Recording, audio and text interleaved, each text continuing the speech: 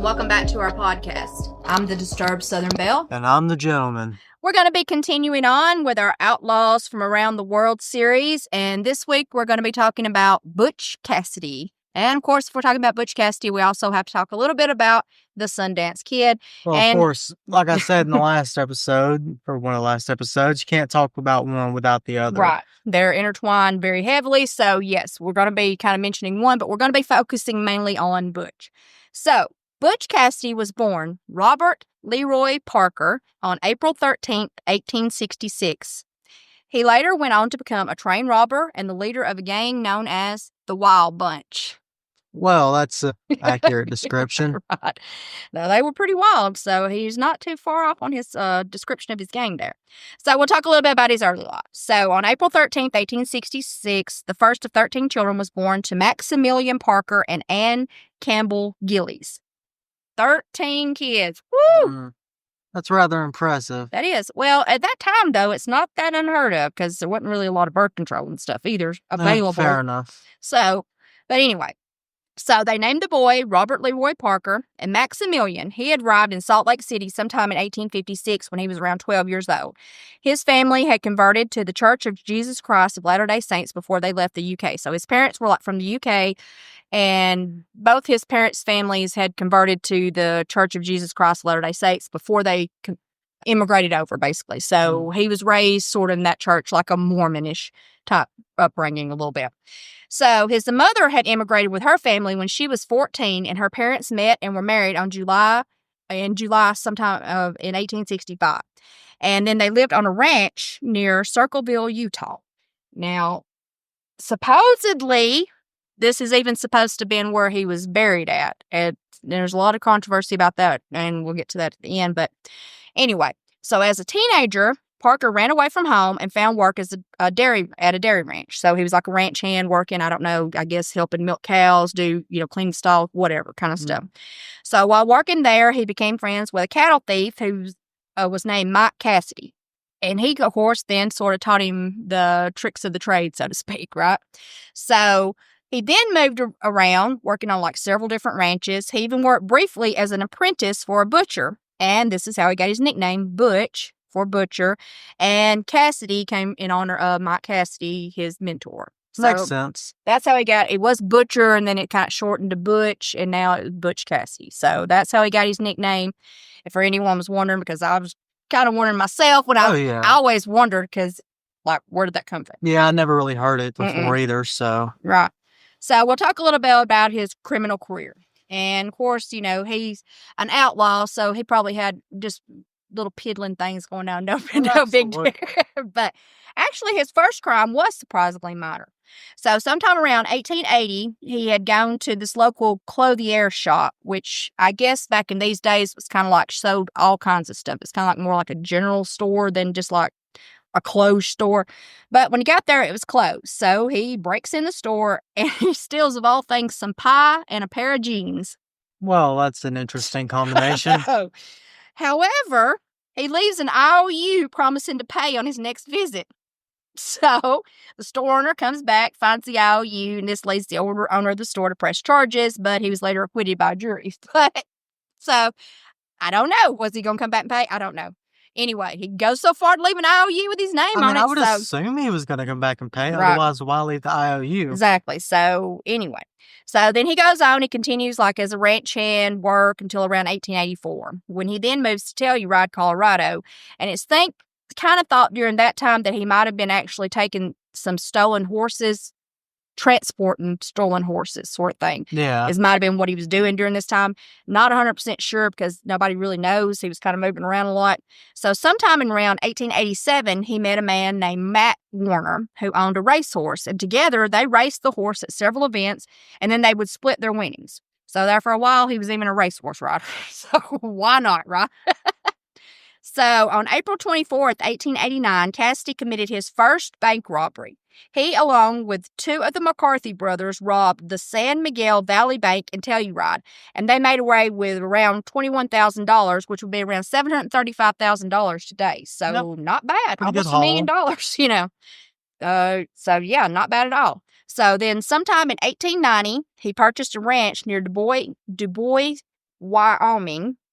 And the spot was picked due to its proximity to this area called the Hole in the Wall, which was this like natural geographical like formation, and it was like this notorious meeting spot and hideout for several well-known gangs, as well as for Cassidy. So a lot of these big gangs use this little area, so he builds this ranch that's kind of near it, so he's got somewhere to go hide out quick, so to speak. So it's believed that this ranch was just basically sort of sod kind of put in place to mask the criminal activity because it seems pretty credible as he never really showed any financial success while he was at the ranch. But he had this ranch going on. So his ranch also used a brand that was considered unmistakable, and it was shaped in the reverse E, box E fashion, which would basically look like two capital E's turned back to back up against this like box in the middle. So it's big and wide. So sometime in early 1894, Cassidy began a relationship with a rancher and an outlaw named Ann Bassett. And they met due to her father doing business with Cassidy, in which he would supply him with fresh beef and horses. So he meets her. And then later that same year, he was arrested for stealing horses and possibly running a protection racket in Lander, Wyoming. And we know what the protection racket is. Yeah. You pay us money, we won't come and bust your crap up. So pretty much you're protecting them from, well, they're supposed to protect you from others as well, but mainly them is ones they're protecting from. So he was imprisoned in the Wyoming State Prison in Laramie, and he served 18 months of a 2-year sentence, and he was later released and pardoned by the governor. He then briefly became romantically involved with Ann's older sister, Josie, before going back to Ann, because, why wouldn't you, right? Got to spread the love. So now we're going to talk about the Wild Bunch. So Cassidy's gang was made up of his closest friend, who was William Ellsworth Lay, who was also known as Elsie, Harvey Kid Curry Logan, Ben the Tall Texan Kilpatrick, Harry Tracy, Will News Carver, Laura Bullion, and George Flatnose Curry. These are some interesting names. Yeah, and then you got some that just don't even have a nickname, like Harry Tracy. But anyway, so together they were known as the Wild Bunch. So soon after a bank robbery that happened on April 13th of 1896, Cassidy recruited another member of the gang, a man named Harry Alonzo Longenbaugh, and he is better known as the Sundance Kid. So Cassidy, along with a couple of his men, ambushed a small group of men who were carrying the payroll for the Pleasant Valley Coal Company on April 22nd, 1897. And they were able to steal a sack of silver coins and flee. Now, I'm not sure how much money they made away with. I never could really find an actual exact amount. It just said silver coins is all I could think of. So I don't know. So I don't know how big this sack is. I'm going to assume, a pretty good sized little sack that's going to be the payroll. So June 2nd, 1899, the gang went on to rob a Union Pacific Overland Flyer passenger train. And this robbery gave the gang a huge amount of notoriety, which resulted in an enormous manhunt to ensue. So they finally kind of did something that's made everybody take notice now. They were looking for him for the payroll, but once they robbed that passenger train, it was like, wait a minute. Now they're getting more bold. Yeah. You know what I'm saying? They're going for bigger and bigger heists. So there was a bunch of notable lawmen that went out to hunt for the gang, but of course they never found them. And then there was another robbery committed on July 11th, 1899 near Folsom, New Mexico, which Cassidy is believed to have planned and personally directed.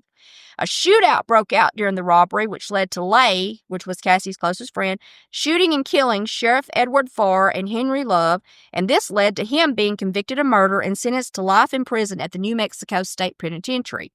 So after a robbery, the gang would normally separate and head in different directions. So they'd all go together, they'd do this robbery, they'd go out in this one little spot they'd have to meet. They'll say, okay, let's all meet at the Hole in the Wall after the robbery. And then after that, they'll all split up and they'll say, hey, you go wherever. They don't know where any of them are going. And they'll split up for, say, 3 months and then say, hey, we'll meet back here at whatever, right? So after a robbery, they would normally separate and head in different directions, then remain in hiding until they would meet up again at a predetermined location. Now, the most notable locations that they used was, like I said, the Hole in the Wall. They used another place called Robber's Roost, or they also were known to go to a Fanny Porter's brothel, which was located in San Antonio. So apparently that was another big hot spot for a lot of outlaws as well.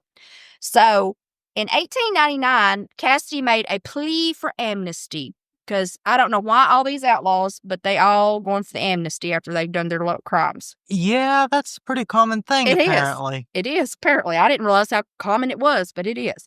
So in 1899, Cassidy approached the Utah governor, Heber Wells, in the hopes of negotiating amnesty for himself. Wells told him to ask the Union Pacific Railroad to drop the charges and complaints that they had made against him.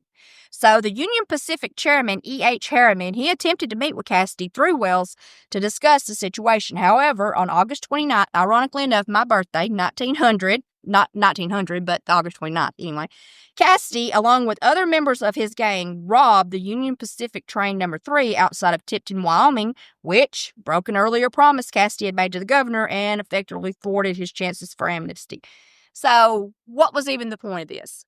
He wanted to have amnesty. I don't know. He tells him, okay, here's how you do it. The chairman of the board is even willing to meet with him to maybe work out something with him. And he just goes and robs another train. I mean, what? The money was worth it. Apparently. So now we're going to talk about when things kind of go really big for the gang. So this is around 1900, 1901. So lawmen went out to arrest Lonnie Logan, who was the brother of Kid Curry, which was a member of the gang, of the Wild Bunch. So on February 28, 1900, they headed out to the home of Logan's aunt, and in the ensuing gunfight, Lonnie was killed, and his cousin Bob Lee was arrested for cattle rustling and sent to jail in Wyoming.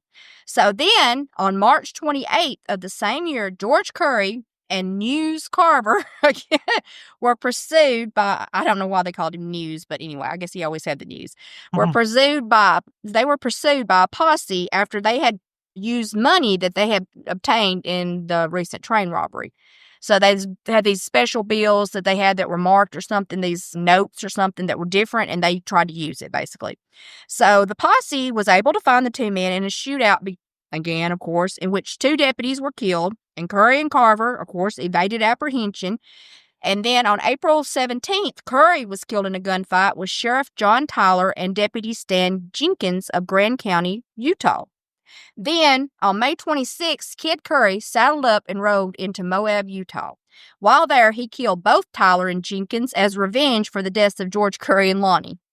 So, he goes in there and he kills both the deputies now. So, I guess he wasn't taking no for an answer on this one. So then in December of 1900, Cassidy posed for the now famous Fort Worth 5 photograph. And now a lot of people have probably seen this photograph of him. It's probably the most famous picture. It's like a picture and it shows like 3 men sitting down, 2 standing up beside him. They're all kind of dressed in suits and, fancy a little, what I'm saying, the little hats and everything. So anyway, in that picture, of course, is him. And then, of course, the Sundance Kid's in it, Logan Carver, and Ben Kilpatrick, and they, of course, took it while they were in Fort Worth. Now, the Pinkerton Agency was able to obtain a copy of this photo, and they used it for the wanted posters for the gang. So, it was a good picture. Why not? You can see it all over the place. It's a good picture of them, so there you go. Surprisingly good picture for that time. So, in July of 1901, Kid Curry and a group of men robbed a train outside of Wagner, Montana, and they managed to steal $60,000, which would be just over $2 million today. That is insane. I know. It's crazy. It was like $2.2 million or something roughly in today's money. So, yeah. So, then they split up like they normally did after a robbery. However, this time, a posse was able to catch up to the member News Carver, and they subsequently killed him. So when they all split up, the posse was able to follow him. They got a trail on him. They went and followed News, and they ended up killing him. So Kilpatrick was then caught in St. Louis, and in his pocket, they found a key to a nearby hotel. So they go over to the hotel, and upon inspection, they found the gang member Laura Bullion in the lobby of the hotel, and she had her luggage with her, and she was attempting to check out. So they just caught her as she was fixing to leave. So they searched her suitcase, and in it, they found $8,500 from the Grand Northern robbery. Wonder where she got it. So Curry later killed 2 more policemen in another shootout that took place on December 13th. He then returned to Montana while being pursued by Pinkerton as well as other law enforcement agents. And while there, he shot and killed a rancher named James Winters. He claimed it was in retaliation for killing his brother Johnny several years before. So he's being pursued by the cops, but he's got time to stop and kill this guy and retaliate. I mean, he had to take time out for, I'm Well, sure. of course you got to. Okay, so now we're going to talk about their escape to South America. So, Butch and the Sundance Kid, first they headed to New York City, but due to increasing efforts coming from law enforcement, and basically seeing now, as I just said, their gang is pretty much just falling apart. They're getting killed, they're getting arrested, blah, blah, blah. There's not really any of them left. So, they got to do something. Well, what are you going to do? Well, they decided they're going to head for Buenos Aires, Argentina.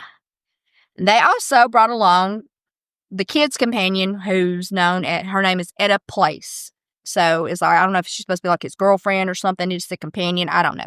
So the Sundance Kid had this woman, Etta Place, and supposedly Butch Cassidy, there's three of them, and they go to Argentina. So Cassidy, he poses as her fictitious brother, James Ryan. And then they purchased a 15,000-acre ranch that was located on the bank of the Rio Blanco, just east of the Andes. So a 15,000-acre ranch. Good grief. Yeah, that's impressive. I mean, they definitely would have had the money. But still, gosh. Anyway, so the group of three then settled into a cabin on the property. Ironically enough, just a 4-room cabin. Now, I don't know how big it was, or anything like that. But still, just considering 15,000 acres, you just figure they'd have this big, massive house, but that's more of what we think in these days. But anyway, so in a letter that was written by Cassidy during his time there, he is quoted as saying, "Our little family of 3, living in a 4-room house with 300 cattle, 1,500 sheep, and 28 horses." That's a pretty good spread, honestly. It is. I mean, that's a ranch. 300 cattle, 1,500 sheep. That's a lot of sheep.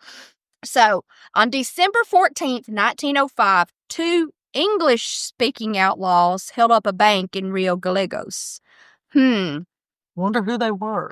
That does make you wonder because, Argentina is not known as an English-speaking country as the primary language. I didn't know if you knew that. So this does seem a little peculiar, doesn't it? Anyway, so the duo disappeared in the surrounding grasslands. So they robbed the bank. They just kind of run out, they get away, whatever. So Cassidy and the kid sold their ranch on May 1st of that same year after that because they basically were getting word that the lawmen kind of knew where they were now. They knew where they were coming, so they were trying to get ahead of them and get out. So they were right in their assumptions on this because the Pinkerton agency had been well aware of the trio's location for quite some time. However, due to the snow and the hard winter in the area, they'd been unable to get in there. So basically, it'd been like really hard winter, and the Andes Mountains we've seen alive, absolutely. where that plane crashed in the Andes Mountains. If anyone's ever saw that movie, it's not. It's a treacherous place, basically. So basically, they just couldn't get to them.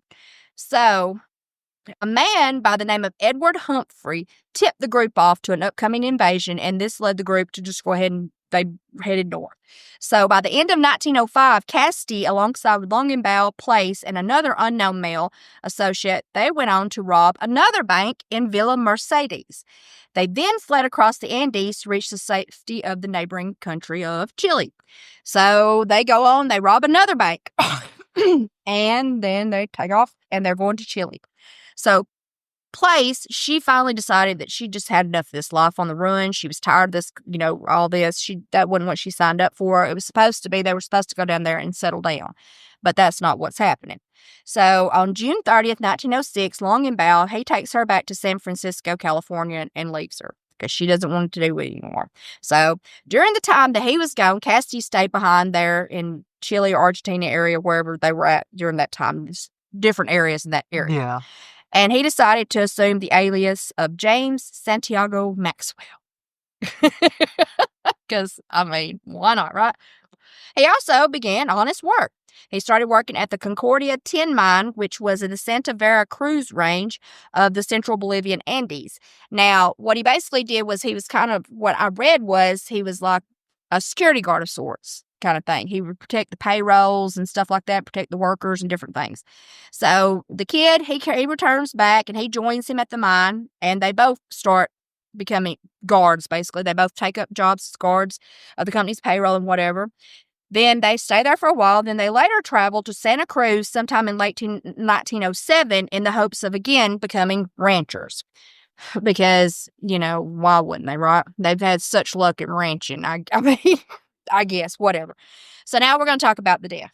So on November 3rd, 1908, a courier that was carrying the payroll for the Aramayo, Frank, and Sia silver mine was attacked by two English-speaking bandits that were believed to be Cassidy and the Kid. I don't know why they would believe that, which, I guess in all sincerity, there's a good chance it could have been other. Oh, yeah. It doesn't necessarily mean, but yeah, it does. It's pretty good, probably. But anyway, yeah. 3 days after the attack, witnesses spotted them at a small boarding house in San Vicente that was owned by a miner named, and I hope I'm saying this right, Bonifacio Casola. So Casasola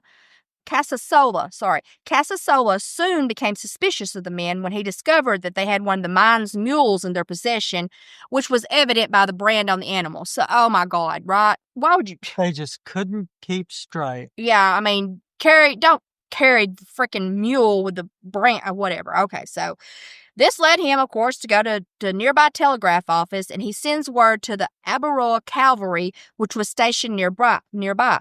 3 soldiers under the command of Captain Justo Concha came, and then along the way, they notified the local authority. So the local authorities are like the police chief and things like that. But anyway, so on November 6th, the 3 soldiers, the police chief, the town mayor, and then some of his officials, they surround this boarding house. And they're intending to arrest the men responsible for the Aramayo robbery.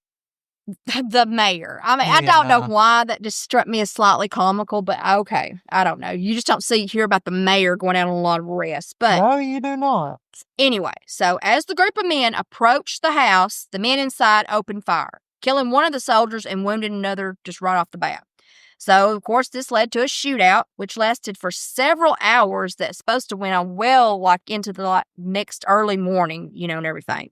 Jesus. So, yeah. So, finally, at around 2 a.m., there was supposed to be a lull in the gunfire, and during that time, the mayor claimed he heard a man scream 3 times inside the house, then he heard 2 successive shots inside the house. So, he says, all the gunfire dies down for a second, hears a man inside the house scream 3 times, and then pow, pow. Okay, so when daylight comes up the next morning, the authorities entered the house where they found 2 men with numerous bullet wounds to both their arms and legs. Now, the man that they believed is Longenbow, which would have been the Sundance Kid, also had a gunshot wound to his forehead, and the man that they said was Butch Cassidy had a shot to his temple. Now, notice I said that they said. So, now, this led to the belief that Cassidy had likely shot the kid to end his suffering before then turning the gun on himself. That's what they were saying. Now, they were identified as the Aramayo robbers. However, the Bolivian authorities were unsure of their true names, nor could they ever positively identify if it was even them. Well, that's slightly problematic. They don't know. These bodies have never been identified as being their bodies. So we don't even know if they were even in that house. These could have just been some random people these people killed. I do not know. So in other words, Butch Cassidy and the Sundance Kid could have lived the rest of their lives and no one would have known. Possibly. Now, that's a theory, a big running theory. That has a little possible credibility. But anyway, so their bodies were then supposedly buried the bodies, we'll just say those bodies that they found in that house were then buried at the San Vicente Cemetery. So then there was this American forensic anthropologist named Clyde Snow, and he took a group of researchers with him, and he headed to the gravesite in 1991. However, they were unable to locate any DNA that matched either relative of the man. Now, they found some human DNA in these graves that were supposed to be theirs, but it did not match their family members. So as far as they were saying, this was not them. Now, that does not mean anything because they could have been in the wrong gravesite. This is a lot of years. They could have been buried still there, just maybe they were in the wrong spot. But anyway, in another search for Cassidy's grave, which was launched in 2007, a mine outside of Good Springs, Nevada was searched in which remains again were found, but they did not match the DNA provided. So, don't know. Now, here we're going to go to the survival rumors. So, Dr. Francis Smith told geologist David Lohr that he had seen Cassidy in the 1930s. He states that he spoke with Cassidy, who had told him that a surgeon in Paris had altered his face. Smith then claims that Cassidy showed him an old bullet wound that Smith recognized as belonging to Cassidy. So, I don't know. So, the woman that we talked about earlier, Amy Ann Bassett, remember? And her older sister, Josie? Yep. Well, the older sister, Josie, claimed that Cassidy had come to visit her sometime in the 1920s after he'd returned from South America.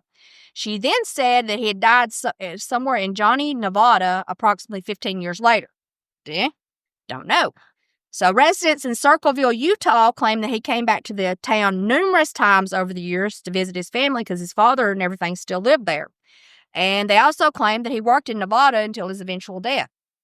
So in an episode of the television series In Search Of, they looked into these claims and supposed evidence that Cassidy had returned to America sometime in the 1920s. So they conducted a series of interviews with residents of a town called Baggs, Wyoming, which was known as this popular destination for the Wild Bunch, we'll say. So the people of the town claimed that in 1924 he had returned driving a Ford Model T. He then stayed for several days. He was later said to have returned to Circleville during this time and picked up his brother Mark before then heading to his father's home. Now, his younger sister, who didn't really know him because he kind of, I think, had left before she was, born because they had 13 kids and he left when he was young. So Yeah. His sister claimed that he came to the father's house while she was living there, and her father said to her, "I bet you don't know who this is." And she's like, "Well, no." And he's like, "This is your brother Robert Leroy." So she says the dad said it was him. So she didn't really know him, but you know what I'm saying, know him personally, because like I said, she didn't really grow up with him. But she also stated that Cassidy was full of regrets, particularly in having disappointed his mother. She claimed he stated, "All I did was make a wreck of my life." She claimed he lived out his years somewhere in the Northwest and died in 1937. She also stated that the family agreed to not disclose his resting place since they had chased him all his life and now he's going to lie in peace. That's wholesome. Right. So, I don't know. So then on a 2019 episode of Mission Declassified, this man named Christoph Putzel met with a local researcher named Marilyn Grace. And they met at Cassidy's childhood home in Circleville, where Grace was asked about the supposed burial of Cassidy that was said to have taken place there on July 20th, 1937. So what they're saying is that he was buried at his childhood home there's this area out there, and that he did die in 1937, and he was buried on July 20th, 1937. So Grace stated that Cassidy was secretly buried at this place called Tom's Cabin, which was this former sheep herder's log cabin that was located in this remote area on the property.